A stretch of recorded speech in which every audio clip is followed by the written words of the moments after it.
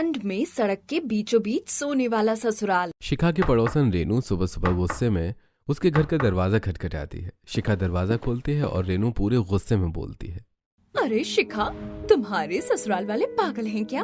अरे कहाँ से पकड़ कर लाई हो उन्हें? इतने जिद्दी लोग मैंने आज तक नहीं देखे हैं। क्या हो गया? आप इतना भड़क क्यों रही हैं रेनू जी?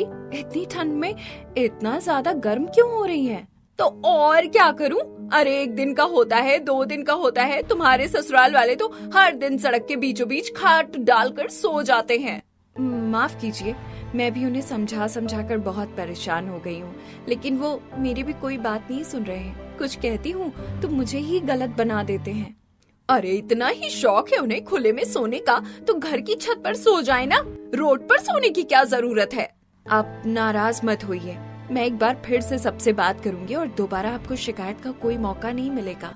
सुबह सुबह ही रेनू शिखा को ढेर सारा सुनाकर वहाँ से चली जाती है और शिखा रसोई में जाकर अपना काम करने लगती है। पता नहीं कितने लोगों से मुझे ऐसे अपनी बेइज्जती करवानी पड़ेगी। इतनी बार समझा चुकी हूँ मैं सबको, लेकिन कोई मेरी बात मानने को तैयार नहीं है। हर रोज एक नया पड़ोसी मेरे घर के दरवाजे पर आकर मेरी बेइज्जती करके चला जाता है, वो भी सिर्फ और सिर्फ मेरे ससुराल वालों के ठंड में सड़क के बीचों बीच सोने की आदत की वजह से। शिखा नाश्ता बनाकर टेबल पर लगा देती है और अपने ससुराल वालों को नाश्ता देने लगती है। तभी शिखा के हाव भाव देखकर उसके ससुराल वाले बोलते हैं, क्या बात है बहू, सुबह सुबह तेरा मुंह क्यों बना हुआ है? कुणाल बेटे से लड़ाई हो गई क्या तेरी? हाँ बहू, जब से तू हमें नाश्ता परोस रही है मैं देख रहा हूँ, तू हम सबको बहुत ज्यादा घूर घूर कर देख रही है। सब कुछ ठीक ठाक तो है ना? कहीं तुझे हमारे यहाँ रहने से अब परेशानी तो नहीं होने लगी बहू? अरे अब बोल भी दे बहू, मुंह में दही जमा कर रखी हुई है क्या तूने? क्या बात है भाभी, सब एक एक करके जब तक पूछ नहीं लेंगे तब तक बोलोगी नहीं क्या? अरे बात तो आप सब लोगों को पता है, फिर रोज रोज मैं आप लोगों को क्या बोलूं? जब आप लोग जानते हैं कि आपके सड़क के बीचों बीच सोने की वजह से लोगों को दिक्कत हो रही है, तो आप लोग मेरी बात मान क्यों नहीं रहे हैं? अरे क्योंकि तू भी जानती है बहू और हम भी जानते हैं कि हमें तेरे इस बंद घर के अंदर नींद नहीं आती।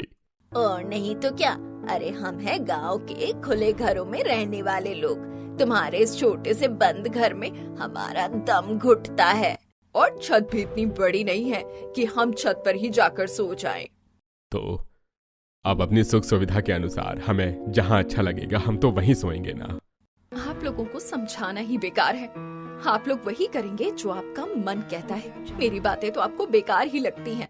शिखा गुस्से में अपने लिए थाली में नाश्ता परोसती है और अपने कमरे में चली जाती है, जहाँ कुणाल उससे बोलता है, क्या हो गया शिखा, तुम्हारा मूड इतना ज्यादा खराब क्यों है सुबह सुबह? अरे होना क्या है, आज रेनू जी आई थी और बाकी सबकी तरह वो भी वही शिकायत कर रही थी जो पिछले पड़ोसी करके गए हैं। बताओ मैं करूँ तो क्या करूँ, क्या जवाब दूँ मैं सबको? मैं तुम्हारी परेशानी समझ रहा हूँ, लेकिन अब तो ये सब हमारे परिवार के लोग हैं, इन्हें भगा थोड़ी ना सकते हैं घर से। खैर मैं ऑफिस के लिए लेट हो रहा हूँ, मेरा नाश्ता पैक कर दो, मैं ऑफिस में नाश्ता कर लूंगा। शिखा गुस्से में नाश्ता पैक करती है और उस दिन को याद करती है जिस दिन कुणाल की शहर में अच्छी नौकरी लगी थी। कुणाल अपनी बीवी शिखा के साथ काफी समय से शहर में रह रहा था और एक अच्छी नौकरी की तलाश कर रहा था। काफी मेहनत मशक्कत के बाद आखिरकार उसे एक अच्छी नौकरी मिल गई थी और अपनी पहली सैलरी से उसने अपने लिए एक फ्लैट भी खरीद लिया था। तभी सर्दियों का मौसम भी आ गया था और एक सुबह दोनों पति पत्नी अपने फ्लैट की बालकनी में धूप में बैठे हुए चाय पी रहे होते हैं। मुझे लगता है कि अब हमें गांव से अपने परिवार को यहाँ बुला लेना चाहिए। हाँ, वैसे भी तुम ऑफिस चले जाओगे तो घर पर मैं अकेले बोर हो जाऊंगी, सबको बुला ही लेते हैं। मम्मी पापा दादा दादी और छुटकी सब आ जाएंगे, मजा आएगा, फिर घर भी हरा भरा लगेगा। ठीक है, शाम को ऑफिस से आने के बाद हम गांव में फोन करके सबको यहाँ आने के लिए बोल देते हैं। शाम को जब कुणाल घर पर आता है तो दोनों पति पत्नी गांव में अपने परिवार वालों को फोन करते हैं और उन्हें शहर आने के लिए बोल देते हैं। 2 दिन बाद ही कुणाल का पूरा परिवार गांव से शहर में आ जाता है और कुणाल के फ्लैट को देखकर कुणाल के परिवार वाले बोलते हैं, अरे ये घर तो बहुत ही छोटा है, अरे बेटा यहाँ तुम कैसे रह लेते हो?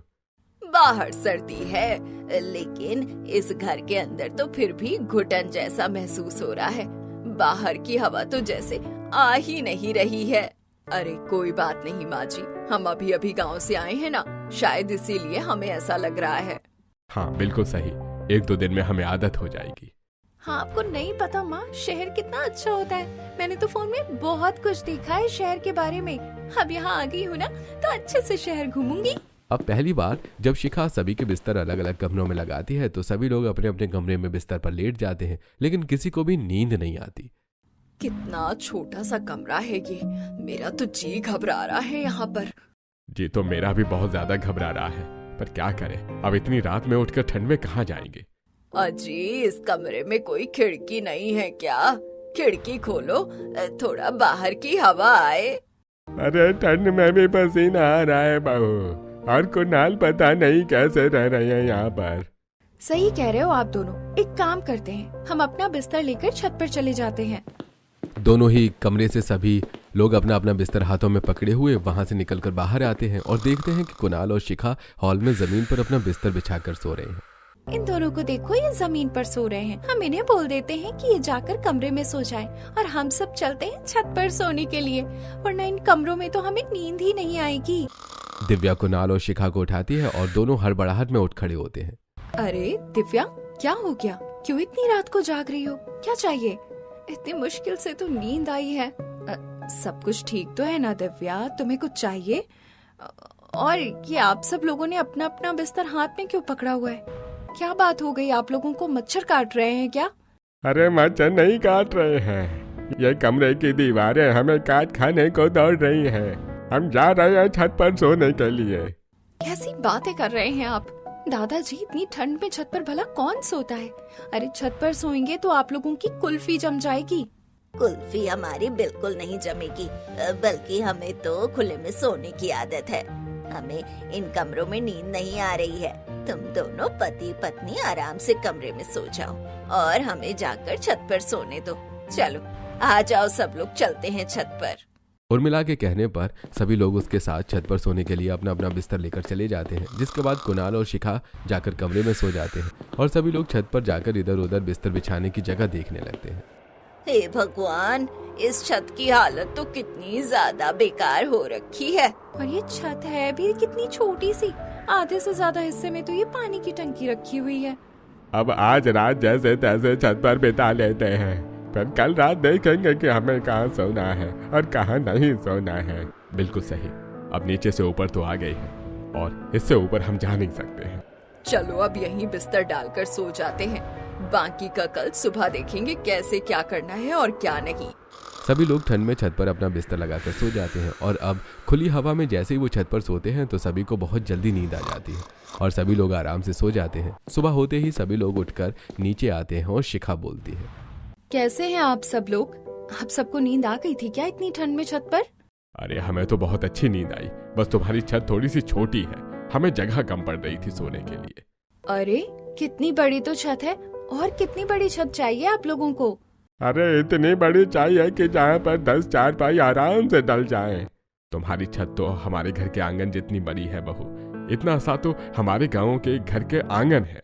अच्छा चलिए ठीक है, कोई बात नहीं। मैंने नाश्ता बना दिया है, आप सब लोग नाश्ता कर लीजिए। सभी लोग नाश्ता कर लेते हैं और शाम के समय सभी लोग घर के बालकनी में खड़े हुए सड़क पर आते जाते लोगों को देख रहे होते हैं। तभी ओम प्रकाश की नजर फुटपाथ पर चादर बिछाकर सो रहे एक भिखारी पर जाती है।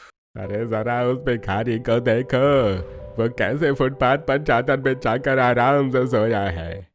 हाँ सो तो रहा है। वैसे आपके मन में भिखारी को देखकर कोई सुझाव आ रहा है क्या दादाजी?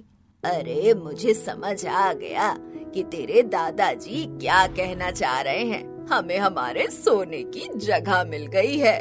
सोने की जगह मिल गई है, पर कहाँ? मुझे तो समझ नहीं आ रहा है कि आखिर चल क्या रहा है। अब देखो, हम हैं गांव के लोग और बहू के इस घर में तो हमें नींद आने से रही, तो क्यों ना हम अपना बिस्तर सड़क के बीचों बीच लगा लें। चारों तरफ से हवा भी आएगी और हम सब आराम से सो भी जाएंगे। बिल्कुल सही ससुर जी, और रात को वैसे भी गाड़ियाँ कम ही आती जाती हैं। सड़क तो एकदम खाली पड़ी रहती होगी, जैसे कि गांव में होता है। अरे बिल्कुल सही कह रहे हैं आप सब लोग। आज रात को हम सड़क के बीचों बीच खाट बिछाकर अपना बिस्तर लगा लेंगे और आराम से सो जाएंगे।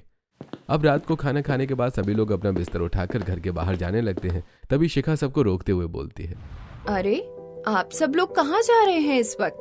वो भी अपना बिस्तर उठाकर? छत का रास्ता तो उस तरफ है ना।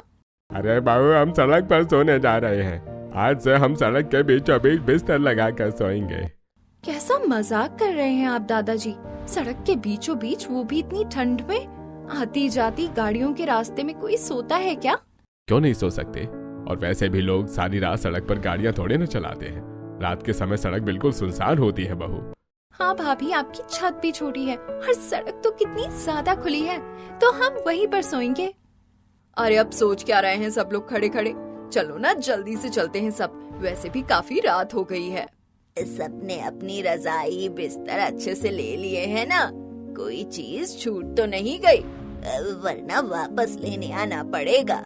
नहीं नहीं, सब कुछ ले लिया है। बस अब तो चलते हैं हम बाहर, क्योंकि बहुत जोर से नींद आ रही है। रात को भी नींद ठीक से पूरी नहीं हुई है हमारी। शिखा सभी को रोकने की बहुत कोशिश करती है, लेकिन कोई भी शिखा की बात को नहीं मानता और सभी लोग अपनी रजाई बिस्तर कंबल लिए सड़क के बीचों बीच सोने के लिए चले जाते हैं। भगवान, ये लोग क्या कर रहे हैं? अरे कोई इन्हें समझाए कि शहरों में ऐसे सड़क पर कोई नहीं सोता है, पर ये मेरी बात नहीं मान रहे हैं। जब अपने आप एक दो लोग इनको सुनाकर जाएंगे ना, तो वापस आ जाएंगे ये अपने आप। अब थोड़ी देर बैठकर यहीं इंतजार कर लेती हूँ मैं।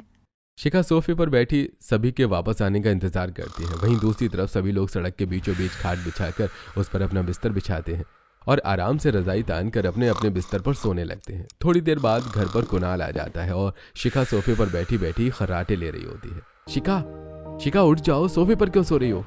अरे तुम आ गए और बाकी सब लोग भी आ गए क्या? मुझे पता नहीं चला, मेरी तो आंख लग गई थी। अरे बाकी सब लोग आ गए इससे क्या मतलब है? बाकी सब लोग तो घर में ही होंगे ना। मुझे तो ऑफिस में बहुत ज्यादा काम था आज, इसलिए मैं देरी से आया हूँ। आकर देखा तो तुम सोफे पर सोई पड़ी हो। इसका मतलब बाकी सब लोग अभी भी वहीं पर ही हैं। इतना बोलकर शिखा जल्दी से भागकर बालकनी में जाती है और देखती है कि उसके ससुराल वाले सड़क के बीचों बीच खाट बिछाकर आराम से ठंड में सो रहे हैं। अरे वो देखो कुणाल, तुम्हारे परिवार वाले सड़क के बीचों बीच सो रहे हैं। पर ये सब लोग वहाँ क्यों सो रहे हैं और तुमने उन्हें जाने क्यों दिया? अरे किसी ने देख लिया तो बवाल हो जाएगा। मैंने तो उन्हें रोकने की बहुत कोशिश करी थी और उन लोगों ने मेरी बात ही नहीं मानी। अब इस वक्त मैं बाहर नहीं जा रहा, ऑलरेडी मैं बाहर से आया हूँ और मुझे बहुत ठंड लग रही है। अब ये लोग सो रहे हैं तो इन्हें सोने दो। तुम खाना गर्म करके रूम में ले जाओ, बाकी सुबह देखते हैं क्या करना है और क्या नहीं। शिखा कुणाल के लिए खाना गर्म करती है और कमरे में ले जाती है, लेकिन सारी रात उसे अपने सड़क पर सो रहे ससुराल वालों के लिए चिंता होती रहती है। वो दिन जाए और एक आज का दिन है। उस दिन से लेकर अभी तक मैं परेशानियों में ऐसी घिरी हूँ कि बाहर ही नहीं निकल पा रही हूँ। पता नहीं कब इन लोगों की सड़क के बीचों बीच ठंड में सोने वाली ये आदत जाएगी। 2 दिन गुजर जाते हैं और शिखा के ससुराल वालों का सड़क के बीचों बीच सोने का सिलसिला ऐसे ही चलता रहता है।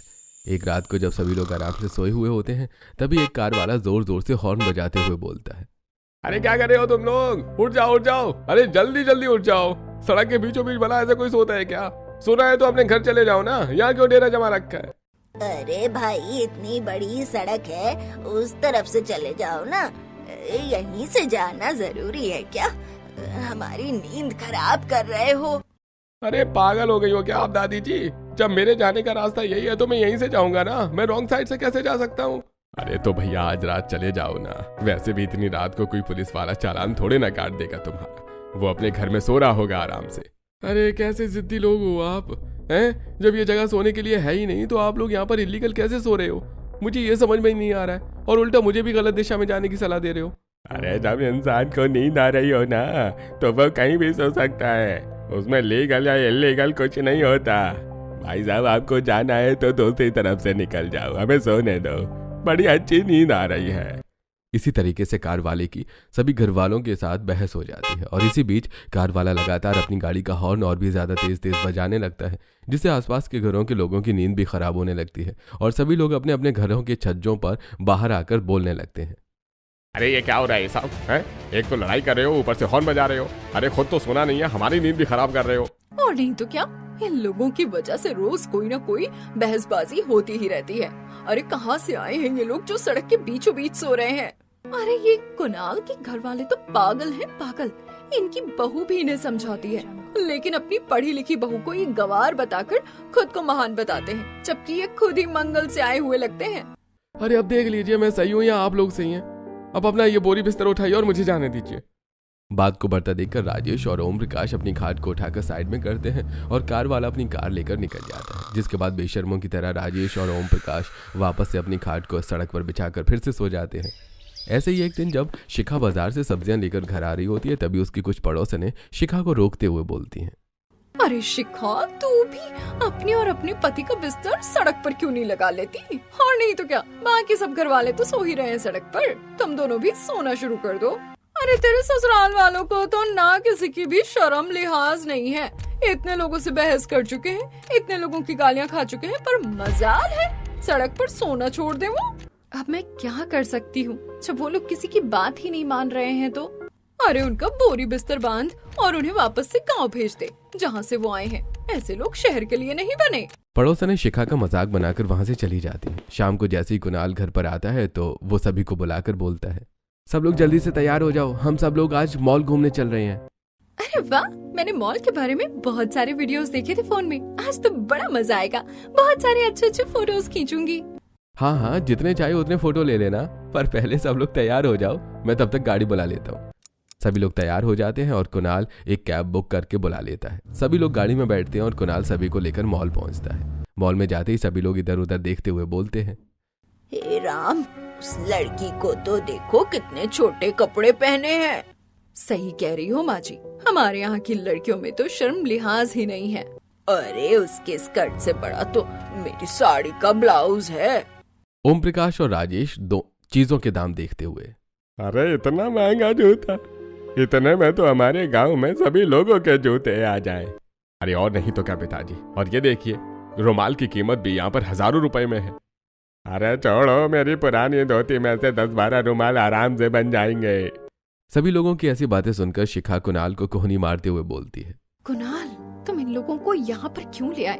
पहले ही इन लोगों की हरकतों की वजह से मैं इतना ज्यादा परेशान हूँ, अब ये लोग यहाँ पर कोई तमाशा न लगा दे। अरे कुछ नहीं होगा, अपने परिवार वाले ही तो हैं, बस तुम ध्यान रखो सबका, और मैं भी तो हूँ यहाँ पर, चिंता मत करो, सब ठीक रहेगा। कुणाल थोड़ी देर सबको ग्राउंड फ्लोर पर अच्छे से घुमाता है, जिसके बाद कुणाल सभी की पेट पूजा करवाने के लिए उन्हें मॉल के 3rd फ्लोर पर ले जाने लगता है, जिसके लिए वो एस्केलेटर का उपयोग करता है। आप सभी लोग इस पर खड़े हो जाइए, ये अपने आप ही आप लोगों को 3री मंजिल पर ले जाएगा। हे राम, ये क्या है, खुद से चलने वाली सड़क? भगवान, ये सड़क तो अपने आप चल रही है, ये कोई जादुई सड़क है क्या? भैया, ये सड़क हमें स्वर्ग में ले जाएगी क्या? ऐसी सड़क तो हमारे गांव में भी होनी चाहिए, फिर तो मैं पूरा गांव इसी सड़क पर खड़ी होकर घूमती रहूंगी। अरे यार, कैसे गवार लोग हैं ये, इन्हें एस्केलेटर के बारे में भी नहीं पता है। अरे ये कोई जादुई सड़क नहीं है, इसे एस्केलेटर कहते हैं। ये हमें अपने आप ही ऊपर से नीचे, नीचे से ऊपर लाता है। कहकर कुणाल एक साथ सभी को एस्केलेटर पर चढ़ाता है, और जैसे एस्केलेटर ऊपर की तरफ जाने लगता है तो सभी लोग टेढ़ा मेढ़ा हिलने लगते हैं। अरे मैं कर रहा हूँ, अरे मेरे पैर कांप रहे हैं। मैं भी गिर रही हूँ जी, मुझे बचाइए, कहीं मैं इसी के ऊपर लेट ना जाऊँ। अरे अरे, क्या कर रहे हैं आप लोग? जरा ध्यान से खड़े हो जाइए, सभी लोग आप ही को देखकर हंस रहे हैं। हम तो ठीक से खड़े हैं भाभी, लेकिन इस पर हमें बहुत ज्यादा डर लग रहा है। पूरे एस्केलेटर पर शिखा के ससुराल वाले बुरी तरीके से भूकंप ला देते हैं, और एस्केलेटर पर आते जाते बाकी लोग उनका वीडियो बनाकर हंसने लगते हैं। जैसे तैसे करके सभी लोग 3रे फ्लोर पर पहुंचकर खाना पीना करते हैं और उसके बाद वापस घर आ जाते हैं। मैंने कहा था ना कि इन लोगों को मॉल में मत लेकर जाओ, करवा दी ना इन्होंने हमारी बेइज्जती वहाँ।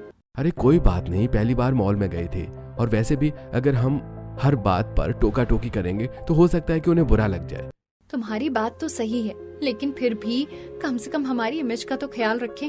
वैसे ही सारी कॉलोनी में इन्होंने सड़क के बीचों बीच सोकर हमारी बदनामी करवा रखी है।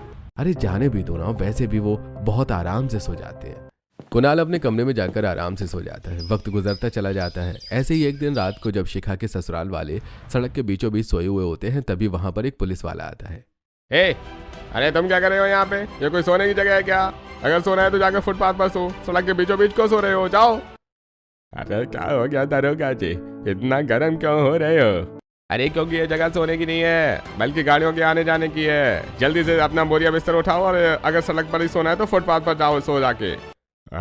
लेकिन इतनी रात को कौन सी गाड़ियां जा रही हैं यहाँ से दरोगा जी, और आप तो खुद भी थोड़ा नशे में ही लग रहे हैं। मुझे कानून मत सिखाओ, मुझे क्या करना है चुपचाप उठो यहाँ से, वरना थाने में डाल दूंगा।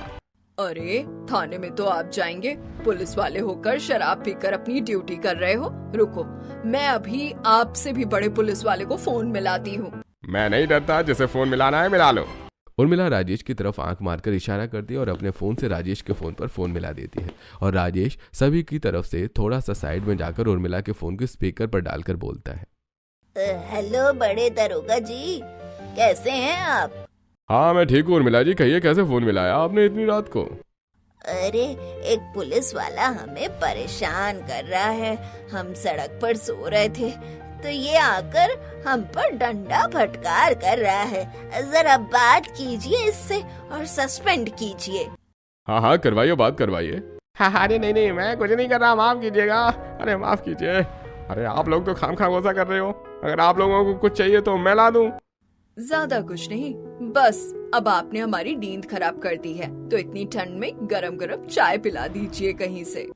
हाँ क्यों नहीं, अभी मैं आप सभी के लिए गर्मा गर्म चाय लेकर आता हूँ। पुलिस वाला जल्दी से आसपास एक टपरी ढूंढता है और वहां से सभी के लिए चाय लेकर आता है। सभी लोग चाय पीते हैं और पुलिस वाला वहां से चला जाता है, जिसके बाद सभी लोग आपस से अपने अपने बिस्तर पर सो जाते हैं।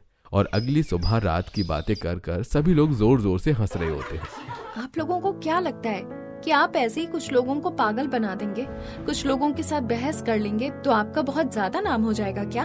अरे नाम का क्या करना है बहू, अपना काम बनना चाहिए, रात अच्छी बीतनी चाहिए, उसके अलावा क्या चाहिए हमें। बिल्कुल सही, वो पुलिस वाला हमें धमका रहा था, उल्टा हमने ही उसे डरा कर भेज दिया। भाभी आप तो हमारी खुशियों से कभी खुश नहीं होती हैं। आपको तो बस दिल में कांटा चुभ गया है हमारे सड़क पर सोने की वजह से। तो और क्या करूं, इसकी जगह आप कोई अच्छा काम कर रहे होते तो शायद मैं भी आप लोगों का साथ देती। तो दिक्कत क्या है, एक खाट तेरे लिए और एक खाट कुणाल के लिए भी बढ़ा देते हैं। मेरी मानो तो तुम दोनों भी एक बार हमारे साथ सड़क पर सोकर देखो, तुम्हें बड़ा मजा आएगा। माफ कीजिए, पर आपके ऐसे सुझाव का बहुत बहुत शुक्रिया।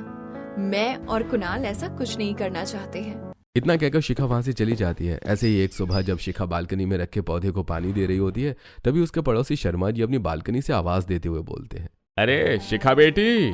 जी अंकल, कहिए क्या हुआ? अरे होना क्या है, अब इतना तो मैं जानता हूँ कि तू ससुराल वालों को बहुत समझाती है, लेकिन वो तेरी बात नहीं मानते हैं। मैं तुझे एक आइडिया देता हूँ, तू वैसा करके देख ले। इतना कहकर शर्मा जी शिखा को उसके ससुराल वालों को लाइन पर लाने के लिए एक तकनीक बताते हैं। शाम को जब कुणाल घर आता है तो शिखा शर्मा जी के दिए हुए आइडिया के बारे में कुणाल को बताती है, जिसके बाद दोनों पति पत्नी मिलकर एक ट्रक हायर करते हैं। रात को जब शिखा के ससुराल वाले सड़क पर सो रहे होते हैं, तब शिखा और कुणाल ट्रक ड्राइवर को पैसे देते हुए बोलते हैं, तुम्हें तब तक हॉर्न बजाते रहना है जब तक मेरे ससुराल वाले मजबूर ना हो जाएं कि वो अपना बिस्तर लेकर वापस घर की तरफ भाग आएं। अरे ठीक है, आप जैसा कहें आपका काम हो जाएगा। आज रात के बाद से आपके घर वाले वापस से घर में ही सोएंगे। हाँ, बस ऐसा ही हो जैसा हम सोच रहे हैं। हम बहुत ज्यादा परेशान हो चुके हैं। ट्रक ड्राइवर अपने पैसे लेता है और अपना ट्रक लेकर सड़क पर जाता है और जहां सभी लोग सो रहे होते हैं वहां जाकर तेज तेज हॉर्न बजाने लगता है। ट्रक के तेज शोर की वजह से सभी की नींद खराब होने लगती है। अरे क्या बात है भैया, अरे हाथ हॉर्न के बटन से चिपक गया है क्या, जो हॉर्न ही बजाए जा रहे हो? अरे चलो चलो जल्दी से अपना ये बोरिया बिस्तर उठाओ, मुझे अपना ट्रक लेकर जाना है। अरे तो दूसरी तरफ से लेकर जाओ ना, तुम्हें क्या ट्रक हमारे ऊपर से लेकर जाना है? अगर तुम सब नहीं माने तो फिर तो मैं जरूर ट्रक तुम्हारे ऊपर से ले जाऊंगा।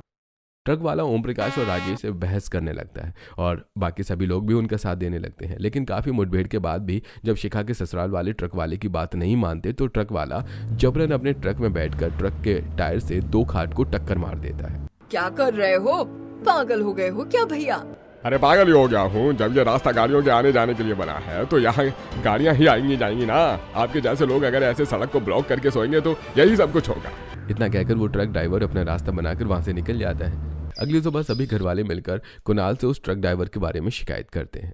अब मैं इसमें क्या कर सकता हूँ, आप लोग भी तो गलती कर रहे हैं ना। अरे कोई बात नहीं बेटा, अब मसला हमारा है तो हम हल खुद ही कर लेंगे, तुझे चिंता करने की जरूरत नहीं है। ऐसे ही रात को फिर से जब वो ट्रक ड्राइवर आता है तब कमला और उर्मिला ट्रक ड्राइवर को अपनी बातों में उलझा लेते हैं और पीछे से राजेश और ओम प्रकाश ट्रक ड्राइवर के ट्रक में चढ़कर उसके ट्रक में काफ़ी सारी गड़बड़ी कर देते हैं, जिसके बाद जैसे ही ट्रक ड्राइवर ट्रक चलाने लगता है तो वो स्टार्ट ही नहीं होता है। अरे बस हो गई ना तुम्हारी अब फुस, अरे हमसे पंगा लोगे ना तो आज तो ट्रक खराब किया है, अगली बार तुम्हारा ट्रक गायब भी कर देंगे। और नहीं तो क्या, जानते नहीं हो तुम हमको? गांव के पक्के खिलाड़ी हैं, शहर के अनाड़ी लोग नहीं हैं। राजेश और ओम प्रकाश की इन बातों से ट्रक ड्राइवर का भी सिर घूम जाता है और वो बेचारा अपना ट्रक छोड़कर चला जाता है। और इस तरह शिखा और कुणाल का ट्रक की मदद से अपने ससुराल वालों को लाइन पर लाने का प्लान भी फ्लॉप हो जाता है। वक्त गुजरता चला जाता है। शिखा हर दिन अपने ससुराल वालों को समझाने की कोशिश करती है, लेकिन सभी लोग रात को अपना बिस्तर उठाकर ठंड में सड़क पर सोने के लिए चले जाते हैं। ऐसी ही एक सुबह, भगवान के लिए आप लोग मेरी बात मान जाइए और सड़क पर सोना बंद कीजिए। इतना अच्छा घर है हमारा, आप सब लोग यहाँ रहिए, यहाँ सोइए।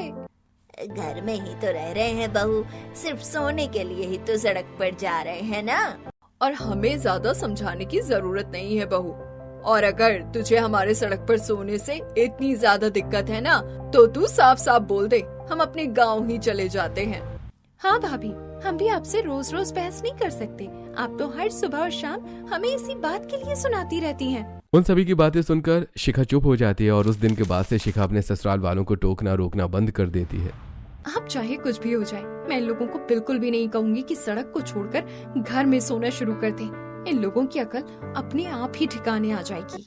ऐसे ही जब एक रात ठंड बहुत ज्यादा होती है और काफी घना कोहरा होता है, ऐसे में सभी लोग सड़क के बीचों बीच रोज की तरह सो रहे होते हैं। तभी एक तेज रफ्तार से आई हुई बाइक की टक्कर राजेश की खाट से हो जाती है और इसी बीच बाइकर बाइक से गिर जाता है और साथ ही राजेश को भी जोर का धक्का लगता है। शोर की आवाज से सभी लोग उठ जाते हैं।